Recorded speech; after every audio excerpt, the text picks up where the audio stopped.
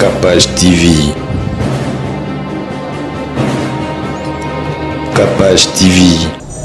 Soki moto azotelemela no église bosenga moto nzambe te c'est que azana grâce wana te nanu appelle pas autolobaka puissance et Saint-Esprit parce que le Saint-Esprit c'est l'esprit de feu. Ça quoi interdit babiloko ba homosexualité. Mobali na mobali, mwasi na mwasi. Mobali azobima soit moto abima la nyama. Azo comprendre biloko wana eza interdiction formelle et le bananzambe. Parce que dès qu'on a biso oyo eza passe pe mais ozomona ba star ba balingi ba yeba na mingi. De quoi ya danseuse oyo ya sali acte oyo. Omoni comment diable nda salaka. Au saleli na suka a exposer yo.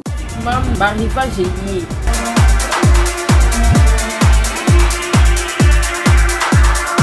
Maman zala bopeto moi na be azala na bopeto na ye. Touro eza 2021 ba âge nyonso na mam elie ba basket ba sondage de 0 à 10 kosala na lombangu boya awa na mam nyonso ezali.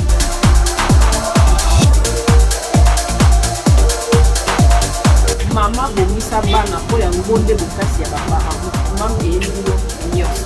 Chez MAM, pour une tenue tendance de saison qui donnera le ton à votre habillement, vous cherchez des costumes, chemises, pantalons, chaussures, des baskets, robes, sacs et autres accessoires de qualité, pas cher pour toute la famille. Découvrez notre collection.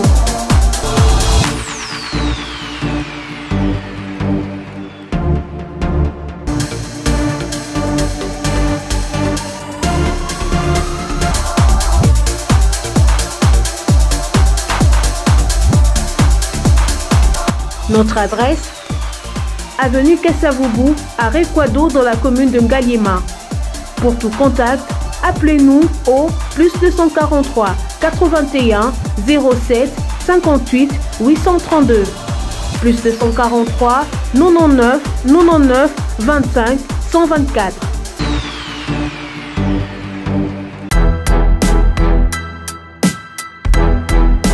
Oré des eaux commerciales Kinshasa. Oré des eaux est un complexe commercial qui dispose pour vous d'un flat hôtel ou mieux un sanctuaire tranquille, élégant et luxueux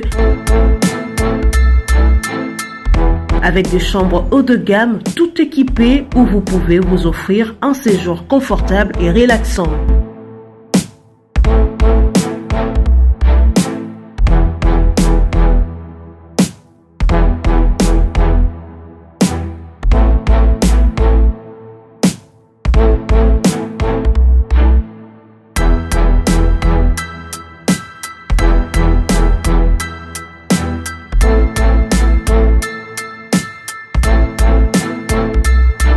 Notre restaurant vous propose une exquise cuisine qui fait le bonheur de gourmands. Vous cherchez un endroit pour vos réunions ou conférences? Oré des eaux dispose d'une mini salle de réunion parfaitement équipée avec une capacité d'accueil qui répond à tous les besoins.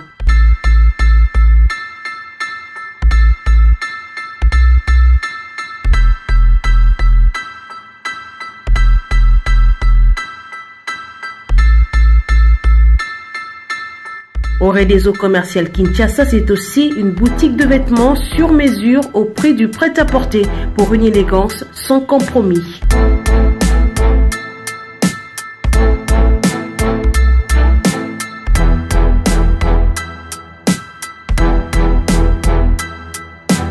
Et notre agence fret et transfert d'argent vous propose un service rapide et de qualité défiant toute concurrence. Retrouvez-nous à Kinshasa au numéro A8 de l'avenue d'Ibaya, quartier Matongé dans la commune de Kalamou, derrière la maison de la Bible, et au numéro 44 de l'avenue Baoumbu dans la commune de Matete.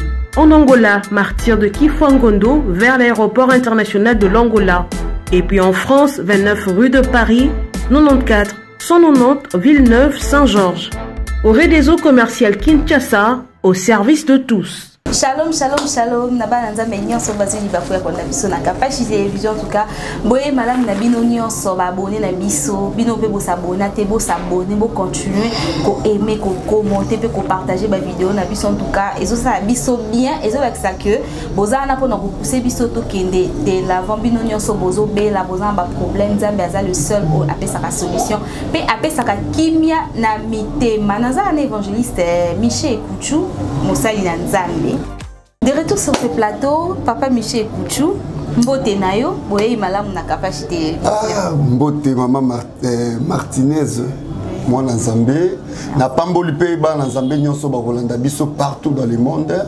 C'est votre serviteur évangéliste Michel Kuchu. Vraiment merci na mbio na kombo Jésus-Christ. Amen papa. Au bénir ba Nzambe o bazuli bakoyo ta biso na capacité télévision. Kolo Yesu pambola bala na nyonso baza branché o ba pesi biso temps na bango kolanda émission oyo na déclaré miracle ya Nzambe za la partage bala na yo au nom puissant de Jésus-Christ na tike bandele émission o kino suka na selo boko na nguya o ezali ayote kwa ko mema biso na ba voutement na ba désorientation na ko isi yango. Molimo na Nzambe kamba biso de début jusqu'à la fin. Amen. Amen. Merci beaucoup papa. Tout total extrait des déroulement et qui ce dimanche passé un petit commentaire tout le monde en tout cas Nzambe vraiment ba miracle salami na ebike ba obayaki ne balobaki ndako Nzambe obimando côté la kité soko yaki na konzima. Et puis tout le monde ba miracle ndé s'est passé un petit commentaire. Ngana pamboli Nzambe parce que je suis un serviteur de Dieu appelé par Jésus-Christ de Nazareth. Nous saluons ça là. Ils ont forcing te Nzambe nda benganga pe pesinga mission ayebisa kinga kende bonde la pona bana nganga obazana ba problème bazana ba difficulté ba obazana ba malade bonde la pona bango ngai Jésus-Christ na kosalela bango pe na kobikisa bango na exerçaka toujours eloko Nzamba pesinga yango moni dimanche oyo na bonde la ki pona ba ka ya bato bazaki posséder la esprit. Au monde commande toujours chasser des démons na banzoto ya batu na kombo ya nguya Jésus-Christ. Et puis ba guérison ezalaki makasi, Nzamba se manifestaki, ba ouverture salimaki, vraiment imaginez zolo ba pezo talisa. Et en plus ce peuple de Dieu bazalaki béni na liloba moko ya malamu oyo vraiment bazaki na esengo makasi bazongaki na esengo parce que comme Nzambe ka ndengo lobi mutu soka ye na ndako Nzambe azonga ko lolenga ya kiti yango esamaki dimanche passé et on a vu ça batu bozala ba fanatique église té mais bozala fanatique ya Jésus-Christ zala fanatique ya vie na yo oluke sikani Nzambe akosalela yo okomona mutu musu na kati na église asali 10 ans 15 ans même situation makenda kosambela akenda na église mais azozonga na ba problème ngai soki na moni muto bongo na kati église sika kolo yi sapesinga na kamba en tout cas fona kota ba retraite makasi pour via muto échanger donc c'est un peu ça papa lelo bat ba komo église pour na konuka Nzambe te mais parce que papa Michel Kuchu aza côté so sali moi déplacement qui so yoza l'église au monde que bandi vivant bazoya mais seulement déplacement qui est kaka otiki mutu mususa te c'est comme si aboya te ngana ya pasteur azata noya ngate noya ti chou pasteur c'est comme si to komi ba fanatique ya ba pasteur au lieu to za ba fanatique ya Yesu Masiya vraiment sœur nanga Nzamba pambolo makasi na question ana ezala ba bébé spirituel ne bazaka na ba makanisi wana nga na ebisa ba tu l'église boya ke pa ina ngati boya ke pa Jésus-Christ bozaka la confiance même na ngati mais bozaka la confiance d'abord na kombo ya Jésus-Christ ngai naza comme envoyé naza lokola médiateur donc boye awa posoka ki na kombo ekuchu bonga boyati mais boye po bozoka ke na munoko évangéliste Michel azobimisa kombo ya Jésus-Christ pe ba makambo zo salema ata nazati Jésus-Christ on a la asa toujours présent. Amen. Na teka bango bongo. Ata nazati mutu nyonso côté le awa atelemi awa na onction Saint-Esprit. Donc côté wana na senyaka peuple de Dieu makasi. Au moins lelo na bo pesa exemple neti ya ministère ya combat spirituel o ya mama Olangi. Lelo ba mama Olangi pamna pa mobane bazaka lisute. Mais so tali ministère ya combat spirituel des ans évolution ma casse collègue même dengue ba visionnaire bazalaki. Vous voyez que visionnaire bazate, mais le Dieu Nzambe na bango, le Dieu de la continuité agit toujours. C'est la même façon. Pour baza qui a enseigné, mela qui vision peut comprendre qui parole de Dieu. Donc toyé la awa et pas à mutute mais toyé la candé Jésus-Christ. Amen. Pour voir na pesio, c'est la même façon où ngai peut enseigner kaba na Nzambe. Pour ba ilo comme la munde bazwaka. Ya mabe babwaka. Donc à partir de l'okwana et enseignant un peu ma casse.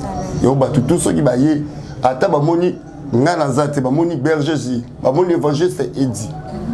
Ba moni soit basé belé ser katimunga na kata modération. Modéraka ozomona. Atanga na zate mais Jésus-Christ est vivant. Ah oui. Akosala so pe mkolana nga bikisa mutoro bikisa mutu. On Nzambe travaille kana ba orgueillité. Nzambe alingaka bato baza humble, bato baza na humilité, bato baza na crainte ya Jésus-Christ. Oko coopérer kitoko na Nzambe. Merci beaucoup papa. Oko coopérer kitoko na Nzambe. Papa Léon na linga kitolo bela mwa mukie moto de bino basali na Nzambe, bino bato bozwa epakola miwana ya roté ya biso ya kozongisa bapate babunga ki nzela na nzela en tout cas. Tolo bela moto oyo basali na Nzambe bobelelaka. Po etumbaka ya banguna. Tobetana moi lisolo ya moto amke parce que so tobi tozonga na Bible eza prophète Élie hein. Prophète Élie contre banzamba bal. Na bela ki moto ba ya ekutu malgré ba sopela ki ba mai même nzamba sala ki wana sko ezaki po kaleza lelo te po kalema ezaki nzamba aza ko agir au monde mabwe moto ezaki physique moto ki ti mai kabwani mais lelo c'est comme si et ça la mandé trop spirituel par rapport à physique to le bela na moi muki. Mais il faut d'abord Bible lobby en réalité dans l'homme c'est l'esprit. Vous comprenez? Natango kala ba manifestation ezalaki physique. Mais les lopé ba manifestation physique ezali soki bozana kati ya profondeur ya prière pe ya kolukelo nzambe. Muto yaki na maladie ya sida bondeli sida limo manifestation physique mais guérison zongo spirituellement. Donc moto na Nzambe c'est quelque chose de réel. Ah oui. Biso ba na Nzambe photo pe la moto. Et là on y salaka que ba ennemi na biso ba kweya bazwa ba confusion ezali moto Nzambe. Soki moto zo telemela non église bosenga moto Nzambe te c'est que azana grâce wana te nanu apal pas autolubaka puissance et Saint-Esprit parce que le Saint-Esprit c'est l'esprit de feu. Et soki moto za baptisé na Saint-Esprit akobando pe la moto. Moto bando pe la kati na moto na pom batala obo ko mapasi. Et le ngno bando pe la moto. Munoko no bando bimisa moto. Souki ya moto bando telema. Moto za baptisé na Saint-Esprit. L'esprit de Dieu c'est l'esprit de feu. Et pe la moto kati na ba na Nzambe. Alors eza réalité to évoquer moto et kita pe etumba misala ya monde de ténèbres. Ça c'est la vérité. Par exemple les ébélés la Bible. Jérémie chapitre 5 verset 14. Jérémie chapitre 5 verset 14. Bible lobi boy. Nzamba lobi. Voici. C'est pourquoi. Ainsi parle l'Éternel, le Dieu d'Israël. Parce que vous m'avez dit cela. Voici, je veux que ma parole dans ta bouche soit du feu. Nzamba lobi, na lingi, maloba nangai, na mosali nanga Jérémie, ezala moto. Et que ce peuple du bois. Peuple oh Nzamba bande ko sa Jérémie bazalo kwa mabaya parce que bande ko tungisa Jérémie makasi. Nzamba lobi, na lingi maintenant Jérémie, yo Jérémie mosali nanga, maloba nanga na monoko ne bandu bimisaka moto. Donc eza réalité. Vous comprenez? Même les liboso ennemi na biso sœur nanga Martinez. Kobuka la gate pour la invoquer moto Nzambe. Ah oui. Ngai na zaka ana tindi moto qui est la Belgique, moto Nzambe qui est la France et qui taka. Pe ba témoignage ezali. Moto Nzambe na Canada, ngana na Kinshasa, mais moto zo quitter ça musala. Amen. Vous comprenez? Bible lobi na Apocalypse chapitre 11 verset 6. Verset 5 à 6. Bible le belo comme très important. Bato ba néglige kono moto nzambe nzamba pekisi totina moto oh oza baptisé du Saint-Esprit. C'est la réalité. Bible le Bible. Si quelqu'un veut te faire du mal, si quelqu'un veut leur faire du mal, du feu sort de leur bouche et dévore leurs ennemis. Amen. Le feu sort de leur bouche et dévore leurs ennemis. Bible le Bible. Si quelqu'un veut leur faire du mal, il faut qu'il soit tué de cette manière. Il faut qu'il soit tué de cette manière. Donc, moto la Zambé, il faut quitter. Liboso batunyo so balinga kosala biso mabe na mokili. Ah oui. Apocalypse chapitre 11 verset 5 à 6. Ya Satan na mboka. Baja ya diable bazali.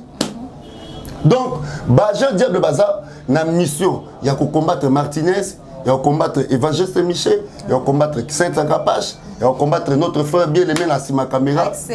Excel, ya combattre Sekati Munga, ya combattre ba mission. Donc, ozomo na mission au diable a pesi ba tunaï, ba colite na ba missionnaire na ezaka uniquement pour na ko ya ko détruire biso ba na Nzambe. Alors biso étant que toza siko na na Saint-Esprit na biso. Qu'est-ce que nous allons faire? Tokobele lande moto. Et tumba banani ba ennemi o balinga ko sala biso mabe. Ba ennemi bazana ba projet mabe contre ba vie ya ba na Nzambe. Ndeko to la nango souffrir na stérilité. Malade na stérilité bané bacha ba ennemi. Malade ozo nyoko banango na hôpital. Ozana hôpital ya malamu pendant na Europe mais malade yo nous ana ngozo bikati. Il faut intervention moto ya moto kita. Et tumba malade wana. Au sida, au hémorroïdes, au faiblesse sexuelle, au na maladie à cancer, moto na Nzambe tumba na cancer. Moto na Nzambe tumba ba maladie moko spirituelle au bandoki bacha moto nde suki saka yo. Papa na kati maloba te lisolo moto o na bi na ne 2010 na tanga province te place na tanga puna ezana pasteur mo bopeka na église to be la moto to senga Nzambe akite so moto etu papa. Histoire après moto quitter tumba pasteur place za na cher akufa. Et tumbi pasteur yemoko. Tumba pasteur. Ba sa Nzambe na bosolo. Ba sa Nzambe bosolo te il prophétise, il azolo ba pe makambo ba tuer Martinez mais azandoki. Azamutamisa mabe ba musu ba otela ngo bala makasa na salolem. Mais papa c'est balo makambo pe baloba ka ba toucha kaka ya solo pour que ba attirer ba Nzambe na nzela na bango mabe. Mais oui ba ko loba makambo solo, oui na loba kango plusieurs fois. Ba ko loba solo parce que le diable connaît nos vies très bien. Le diable connaît ndenge ni tozali makambo Nzamba ko sala biso. Ba to ba ko niko eloko wana. Mon thème est touché au yi. Or, Bible le dit bien à 1 Thessaloniciens, chapitre 5, verset 20. Ne méprisez pas la prophétie, mais on doit toujours examiner la prophétie. Ah oui. Est-ce que la prophétie est bimi? Est-ce vraiment réel? Est-ce que ça n'a Nzambe? Ou bien c'est les alliés voient il y a diable, ou bien les alliés serpent qui ont prophétisé. Donc, il faut qu'on ait un esprit, un discernement tant que vous allez. Mission Nzamba pesa ngeza délivrance. N'utilisera moto Nzambe pamba pamba. O mekibo moto fire. Donc n'utilisera moto Nzambe na makila Jésus débilo ko wana. Yamonde vous me vendre sa vie là. Merci beaucoup papa. Toujours continuer bien na yo en tout cas. Papa, tu éviter mon client au temps de la fin en toyoka kike. Toujours vivre temps de la fin en go. Homosexualité et comme il là normal makamoni ce comme on a normal to vandi boy to moni vidéo ya azaka danseuse oui abeta pe na ba orchestre minene ya bamboka mwana mwasi papa vidéo na yena muninga na mwasi yenda zo jouer rôle ki mobali papa bimisi biso na ya mususu ba verset biblique mombo o Nzambe azo condamner acte wana ya homosexualité parce que ya mususu toyebi yango te toyebi ka kezali sumu mais toyebi yango te ke ya mususu Sodome na Gomorrhe batumba quand on pona makambo boye Nzambe asilika kana makambo boye po Nzambe so azana besoin to bala na basi to mibali nga c'est la Adam FT to éviter tozo kende wapi papa problème est ça awa Bible le dit bien on se comprend Bible le dit au moins na Lévitique so to tangi to vérifier ba Lévitique 21 au tanga monyo so mo la Nzambe aza ko interdire ba biloko ba homosexualité mobali na mobali mwasi na mwasi mobali azobima soit moto abima la nyama Vous comprenez? Biloko wana eza interdiction formelle et le bananzambe. Parce que la Bible lobby, la femme ne peut pas coucher avec une femme. Vous comprenez? Oui. La femme ne peut pas coucher avec une femme. Donc c'est une abomination devant l'Éternel. C'est une interdiction formelle. Au moins, Sodome et Gomorre, ceux qui nous ont dit dans l'Ancien Testament, parce que ma baie s'est multipliée ma casse. Bas na bas va comme un bima, et ben na ba comme un bima, mutazo bima na nyama, bilo kwa nezaki contre la parole de Dieu. Dès qu'on a biso oyo, ils a passé paiement. Aux hommes basta, bat malingi ba eba na mingi. De quoi ya danseuse, oh ya sali acte oh. Au moins comment diable nda salaka. Au saleli na suka a exposé yo. Ezala ba misupe ba ko bima kala mingi ti. Ozomona, a elibiso sata elibiso no bandroid. A tebiso no na makamune ya bondoki tozo sala.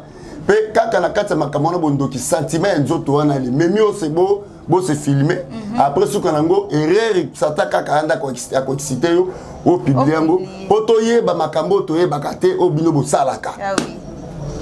Donc bandeko yo bazana baza possédé nandenga ko sakanati image ya bandeko baso il faut baluka elongina nzambe. Ah oui. Pour Bible lobby les salaires du péché c'est la mort. C'est la mort. Donc bazo ko pratiquer biloko yebisanga ser nangai liboso nzambe est-ce que vous en a place dans les derniers jours est-ce que vous en a place vous en a place cité ils a pas si peu makomona bandeko basi vous osala makambo dire ba makambo libala mais na bino bana basi c'est contre la parole de Dieu. La sœur doit se repentir. Nzambe aza ngai na maboko kofunga mapona ko accueillir moto nyonso oyo a confesser kama sumu na ye liboso na ye. Donc de konga na senga alukelo nzambe basala nzambe bazali akoki pe koye pa na biso to sungela la prière ofele pe nzambe akoyokele mawa pe ba makambo wana tout poso nzambe alimbisi yo muta hôtel melayo azate. OK. Donc c'est un peu ça. Merci beaucoup évangéliste Michel Ekouchou. Construction de l'église, tu comme une étape parce qu'il faut l'obelango pe. Merci beaucoup. Bana nzambo bazota la biso bazala nzamba toucher bango pona ko ya ko teli banga na etonga ya nzamba en tout cas nzamba toucher mitema na bino papa to comme une construction to comme une niveau ni. Vraiment construction so kende na mawa ya nzambe. Na bondeli nzambe na bato nyonso bolanda émission o. Au aida famille, au aida ba camarades, mo zoa réponse iti. Au zoa réponse moko ya valeur ti. Mais nazota lisayo eloko ko sunga yo yango kota na katinela na nzambe contribuer. Ah oui. Niveau toza longo na construction tozo kanga tout autour pembeni. Po d'ici peu de temps les ozonga. Nazo senga na bato mawa. O bakoki ko soutenir œuvre ya Jésus-Christ de Nazareth. Vous avez un problème, vous avez un malade, vous avez une situation autour de ça. Quand tu as un problème, on a dit, quand tu as un problème, bon, on a dit, on a besoin de ciment, pour tout pavement, on a besoin de tôle, pour tout kanga tout autour, tu kangi déjà une partie, et tu as vraiment encore la moitié. Il y a tôle, et puis tout pavement, et puis électro, ça la installation. Nakati, cher déjà tout salaki, non facilité. Il faut tout décorer liboso et ça va vraiment bien. Nazo senga soutien à bananza. Bible lobi na Ecclésiaste chapitre 11 premier verset. Boaka lipanayo na katsamai avec le temps pour récupérer un. Mai waneza Jésus-Christ. Pour y azali mai bombo.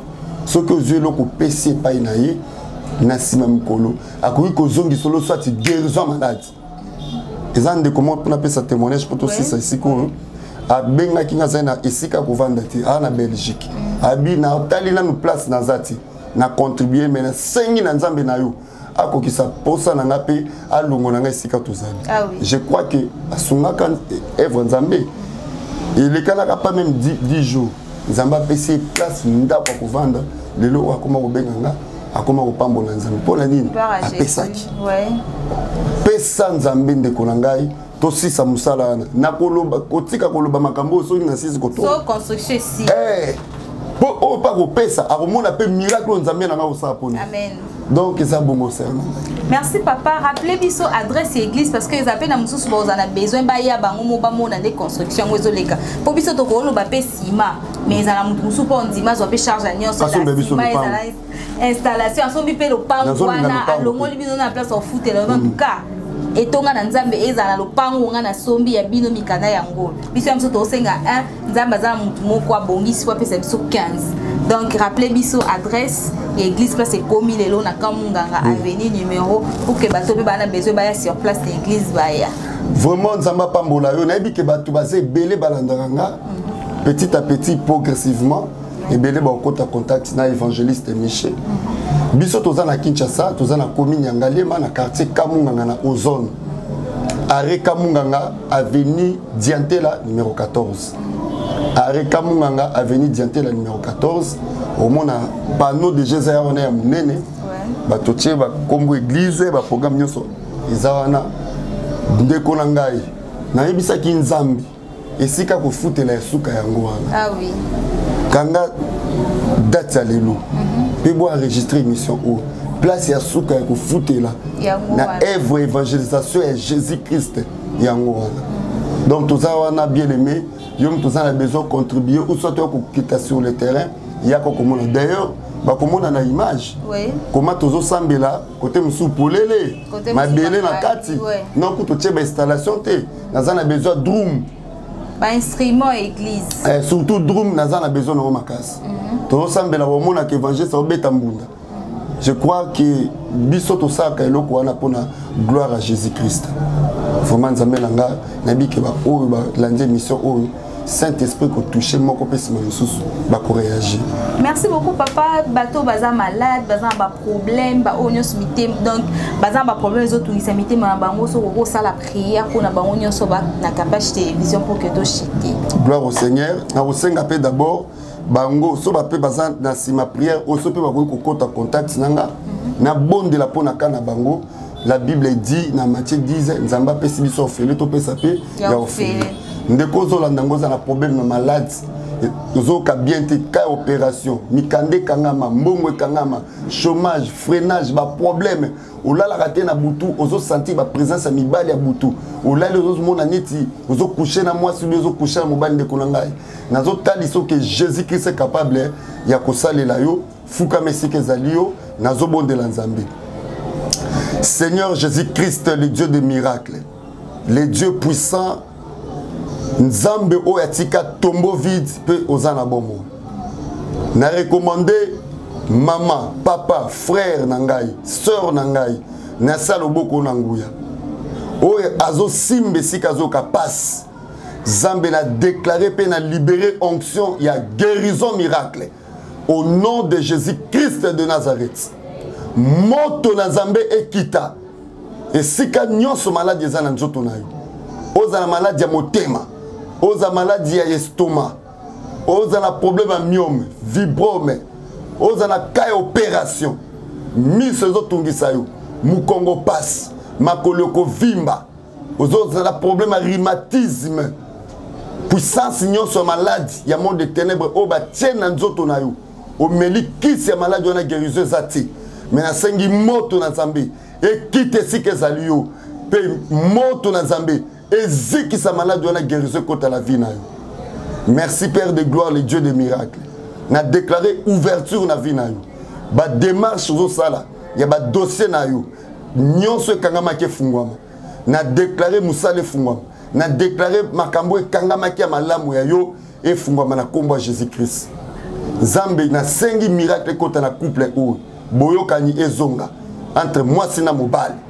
Pambola bango. Mwana wakoti na molimo envoûtement, na impudicité, na posa komela, na kata milangwa, na longol mi envoûtement na komba Jésus-Christ. Pe makile Jésus e bomba bino. Ndekono sokolanda prière quel que soit na butu ou bien na moi, tika makile Jésus e zipa vino e zipa ndaku na yo na komba Jésus-Christ de Nazareth. Amen. Amen. Merci beaucoup papa. Nayebi que dimanche au son nzamba sali biso grâce biso moto ya biso tozo ba image quand toteli ba abonné na biso ba extrait wana tozo la monsko ya mobimba exclusivité bandelitis. Amen. Merci beaucoup nzamba pambola bino nyonso ozwi libaku ya na biso na capacité télévision en tout cas to kutani prochainement bo s'abonner bo commenter et bo partager ba vidéo na biso bye et à la prochaine. katika pesa TV boyebi ser na ngai bien boye ya zaka bakota ba state ye kuna partout so bobengi ye pona masolo ya service traiteur katika pesa za wana aza pe na chaîne na ya télévision katika pesa TV ba onyoso balingaka pena balambela bango bien na ba fête ye a se déplaçaka bomona ka service traiteur moko ebonga etonda ya soin kuna mibi bazara te o ba jemo boye te za raté ba prix abordable et surtout so bobengi bobisi de la part de site ya Kapashi Total qui spot en tout cas on retrouve ba prix pour ba service traiteur na bino fête ya mariage collation de grade académique anniversaire katika pesa za wana bobenga na ba numéro o to chewana boyoke na ba page na nyoso et puis bo s'abonner na chaîne na ye katika pesa TV boza la déchité voilà.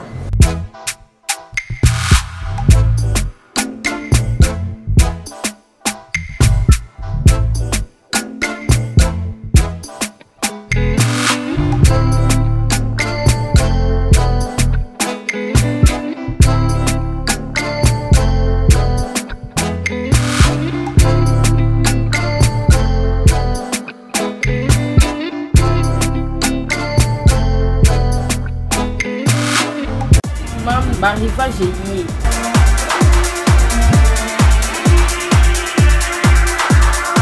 Maman Zala Bopedo, moi la paix Azala la Bopedo na vie. Tout est 2021, ba Algérie sur la marque lié. Ba basket, ba sondage, les zéro à qui. Pour ça on a le mbangu boya. Ah on a marque union sur les alliés.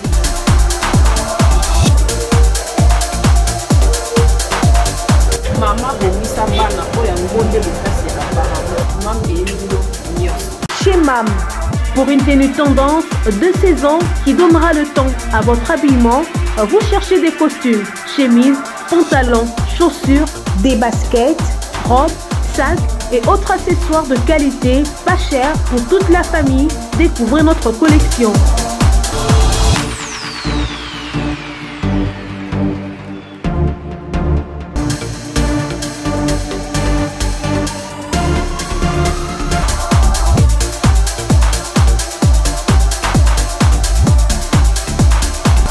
Notre adresse, avenue Kassavoubou, à Rekwado dans la commune de Ngaliema. Pour tout contact, appelez-nous au +243 81 07 58 832. +243 99 25 124. Kapage TV. Kapage TV.